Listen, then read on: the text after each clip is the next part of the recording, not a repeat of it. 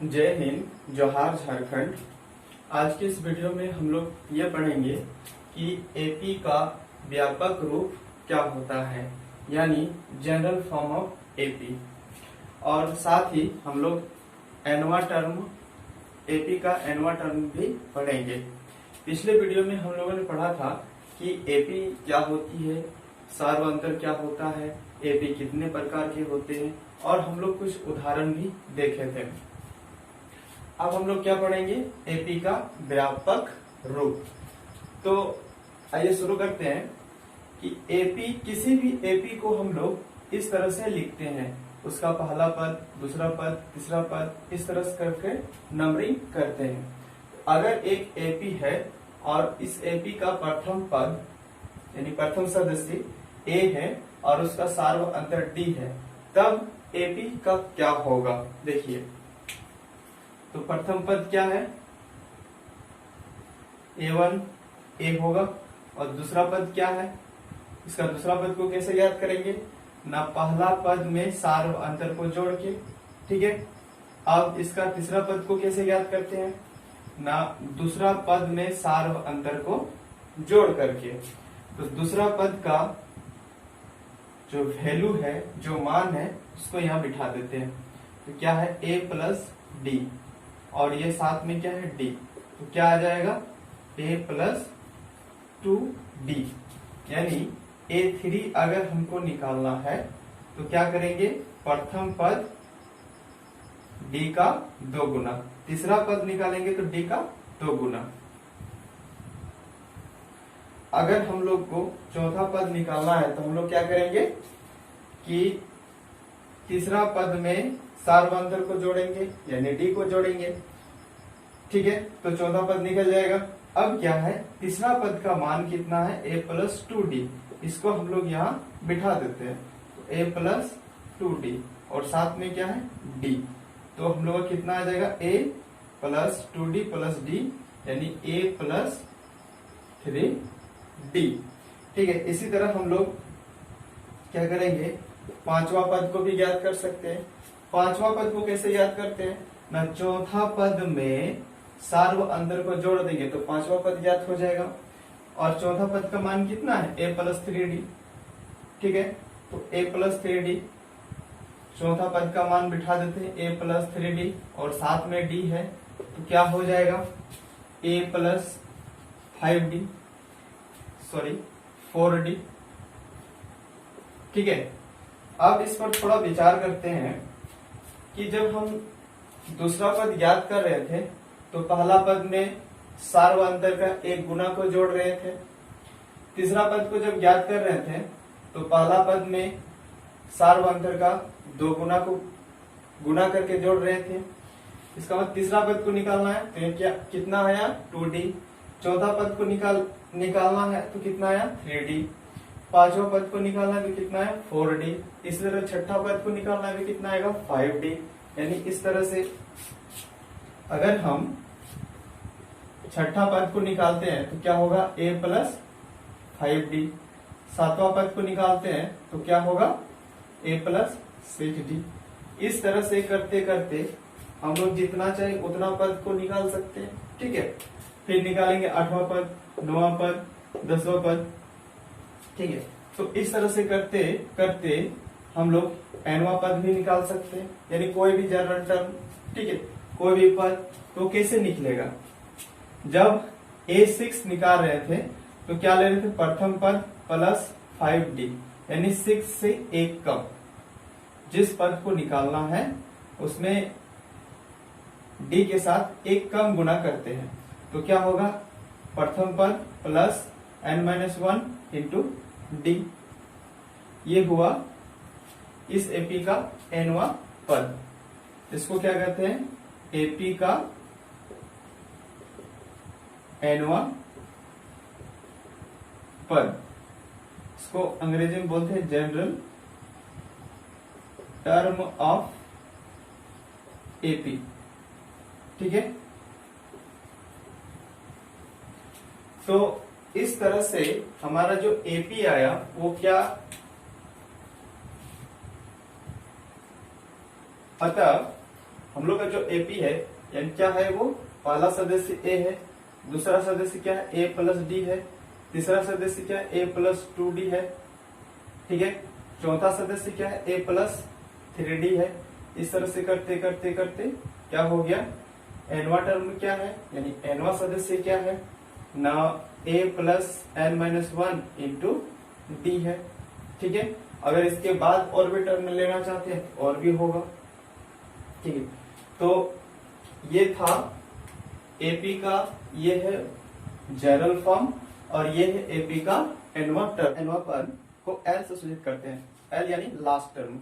AP का जो last term होता है वो यही है, एनवा पद, ठीक है। तो कभी कभी इसको क्या लिखते हैं, एल बराबर ए एन, तो इसका वैल्यू कितना है, प्रथम पद plus n minus one into d, ठीक है।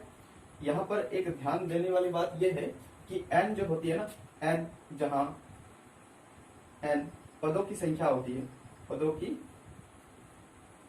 संख्या होती है। अब हम लोग कुछ क्वेश्चन को सॉल्व करते हैं, तो आइए शुरू करते हैं। तो पहला क्वेश्चन ये है कि एपी 2, 7, 12 का दसवां पद ज्ञात कीजिए। ये हमारे पास एक एपी है, इसका क्या दसवां पद को ज्ञात करना है। तो सॉल्व करते हैं इसको, है ना। हल जो दिया गया एपी है वो क्या है, 2 है, 7 है, 12 है, इस तरह से आते रहेगा, ठीक है। तो इसका क्या निकालना है, दसवां पद। तो इसका प्रथम पद क्या है, यानी ए 2 है, और दोनों के बीच में सार अंतर कितना है, तो सार अंतर हम लोग कैसे निकालते हैं, डी कैसे निकालते हैं ना, दूसरा पद से पहला पद को घटाते हैं तो सार अंतर निकलता है, या तीसरा पद को दूसरा पद से घटाते हैं, तीसरा पद से दूसरा पद को घटाते हैं, ठीक है।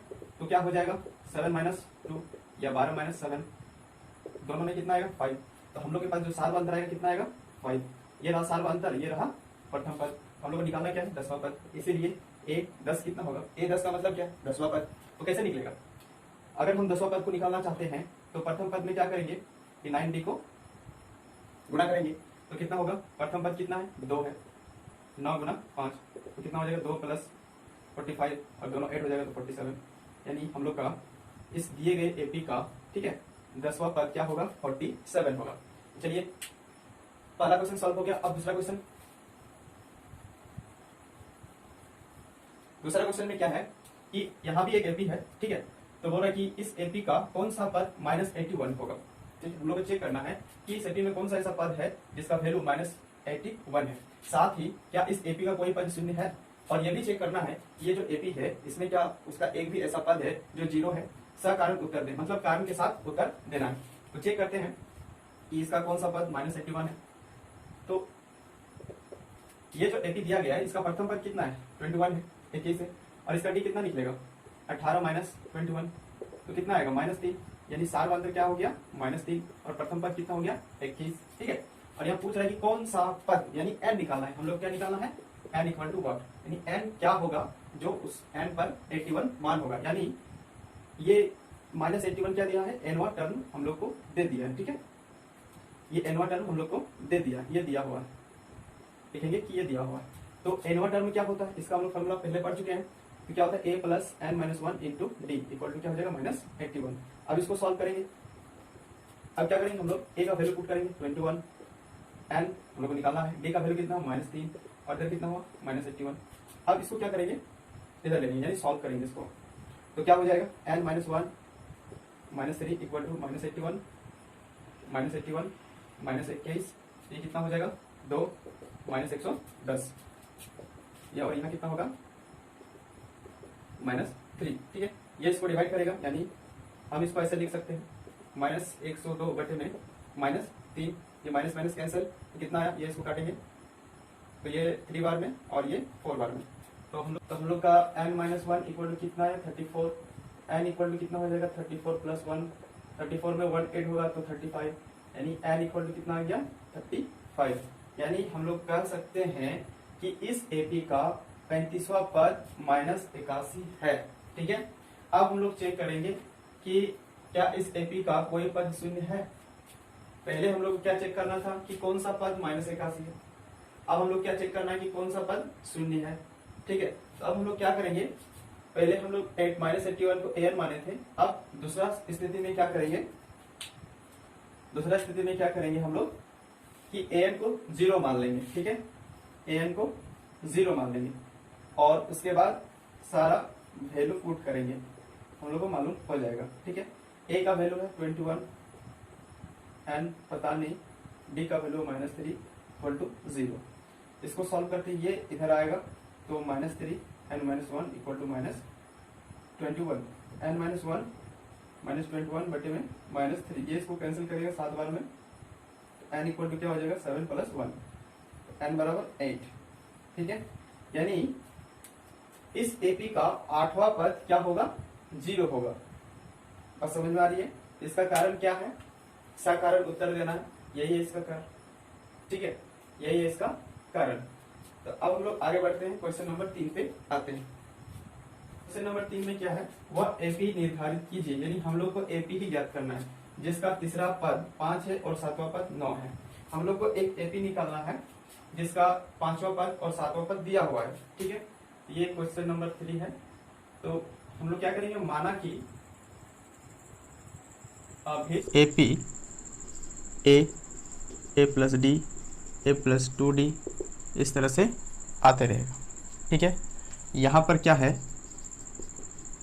यहाँ ठीक है ए प्रथम पद है और डी सार्व अंतर है। ठीक है, तो इसमें क्वेश्चन में क्या कहा है कि वह एपी निर्धारित कीजिए, यानी एपी हम लोग को निकालना है जिसका तीसरा पद 5 है। तो यानी A3 कितना दिया है 5, ये दिया हुआ है, ये दिया गया है। तो A3 को हम लोग लिखते कैसे, A + 2d, यानी ये कितना है 5 है, इक्वेशन 1। तथा और क्या दिया है कि 7वां पद यानी A7 कितना दिया है 9। A7 को हम लोग कैसे लिखते हैं, A + 6d = 9, ये क्या हो जाएगा दूसरा समीकरण। अब इन दोनों समीकरण की मदद से A और D का वैल्यू निकालेंगे, उसके बाद वो अभिष्ट एपी निर्धारित होगा। ठीक है, अब क्या करेंगे कि दोनों समीकरण को समीकरण 1 माइनस समीकरण 2 करने पर, ठीक है, क्या होता है कि अगर समीकरण 1 और 2 को हम लोग माइनस करते हैं तो A + 2d = 5 और A + 6d = 9, इसको हम लोग क्या करना है माइनस करना है। ठीक है, तो +a - a क्या हो जाएगा कैंसिल 0, 2d और यह -6d तो कितना होगा -4d, 9 यहाँ कितना है 5 तो यहाँ पर कितना हो जाएगा -4, ये दोनों कैंसिल एक बार में। तो d = कितना हो जाएगा 1, हम लोग का d = कितना वैल्यू निकालेंगे, d का मान समीकरण 1 में रख देंगे, तो हम लोग लिखेंगे समीकरण 1 से। तो समीकरण 1 से क्या है ना, a + 2 × 1 = 5। ठीक है, तो a का वैल्यू कितना निकलेगा यहाँ से 5 - 2 तो कितना होगा 3, यानी प्रथम पद कितना है 3 है और सार्व अंतर 1 है। तो हम लोग का जो अभिष्ट एपी हम लोग जो माने थे वो क्या निकलेगा। ठीक है, प्रथम पद क्या है 3, उसके बाद क्या करना है A + d यानी 3 + 1 तो कितना हो जाएगा 4, ठीक है, कितना होगा 5, उसके बाद कितना आएगा 6, इस तरह से एपी आते जाएगा। तो हम लोग का एपी निर्धारित हो जाता है। ठीक है, अब आते हैं क्वेश्चन नंबर 4 में। क्वेश्चन नंबर 4 क्या है, ध्यान देने वाली बात यह है यहाँ पर इस सूची को एपी कहा नहीं गया है और ना ही कहा गया कि ये एपी में है, ये सिर्फ संख्याओं का सूची है। तो क्या संख्याओं की सूची इतना का कोई पद 301 है और है तो क्यों है। ठीक है, तो यानी कोई पद, यानी हम लोग का क्या दिया है nवां पद दे चुका है, उससे पहले हम लोग को क्या करना होगा, पहले ये पता करना होगा कि ये सूची एपी में है कि नहीं है। ठीक है, तो चलिए शुरू करते हैं। ये जो सूची दिया गया है पहले सूची को लिखेंगे कि ये सूची क्या है 5 है, 11 है, 17 है, 23 है। ठीक है, इस तरह से डॉट डॉट डॉट करके आगे बढ़ा है। ठीक है, तो इसका पहला सदस्य क्या है 5 है, दूसरा क्या है 11 है, तीसरा क्या है 17 है और चौथा क्या है 23 है। आगे क्या है मालूम नहीं है। तो हम लोग देखेंगे कि क्या इसका प्रत्येक सदस्य के बीच में समान अंतर है। अगर है तो बोलेंगे ये सूची एपी में है। तो याद करके देखते हैं। तो अब A2 - A1 करते हैं तो कितना होता है A2 - A1 11 - 5 तो कितना होगा 6, अब क्या करते हैं, A3 माइनस A2, A3 का वैल्यू कितना है 17 में माइनस करेंगे कितना 11 को, तो भी कितना आएगा 6। A4 माइनस A3 तो कितना हुआ, A4 का वैल्यू है 23 और इसका वैल्यू है 17, तो भी कितना आएगा 6। यानी इसके जितने भी सदस्य हैं उसका अंतर कितना है 6 का, तो हम लोग का इसीलिए क्या हो जाएगा D कितना होगा 6। ठीक है, यानी सार व अंतर क्या है, समान है हर एक पदों में। ठीक है, तो हम लोग कहेंगे कि चूंकि दिए गए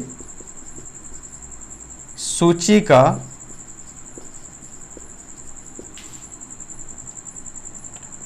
अंतर समान है, ठीक है, इसलिए